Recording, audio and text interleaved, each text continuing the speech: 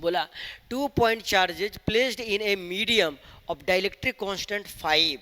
दो चार्ज हैं, okay sir, जिसे कहाँ रखा गया है, किसी मीडियम में जिसका डाइलेक्ट्रिक कांस्टेंट 5 है, ओके, एट डिस्टेंस आर, हाँ sir, experience electrostatic force F, इन लोग के बीच में जो फोर्स लग रहा है वो कितना लग रहा है बाबू, एफ।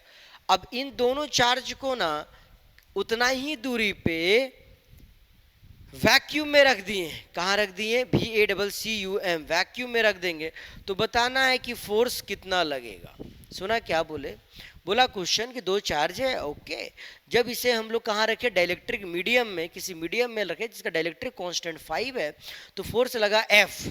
अब यही दोनों चार्ज को कहाँ रख देंगे हम, उतना ही दूरी पे वैक्यूम में रख देंगे तो फोर्स क्या होगा, ध्यान से सुनना। हाँ हाँ, क्या बोले हम, दो चार्ज है, इसे जब वैक्यूम में रखते हैं तो फोर्स लगा F, ओके, ये क्वेश्चन है, कुछ और बात कर रहे हैं, ध्यान से सुनना।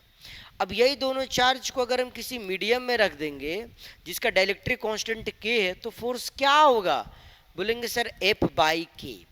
क्या समझाना चाह रहे, सुनिएगा। हाँ, जब किसी चार्ज को वैक्यूम में रखते हैं फोर्स F लगा, वही चार्ज को जब किसी मीडियम में रखते हैं तो फोर्स K टाइम से डिक्रीज कर जाता है, जहां पर K क्या है, डाइलेक्ट्रिक कांस्टेंट है।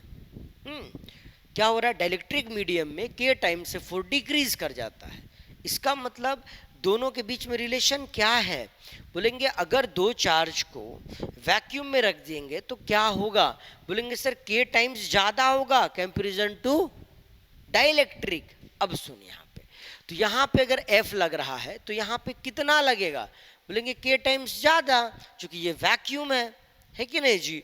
तो बताना फोर्स यहाँ पे कितना लगेगा, बोलेंगे सर 5F।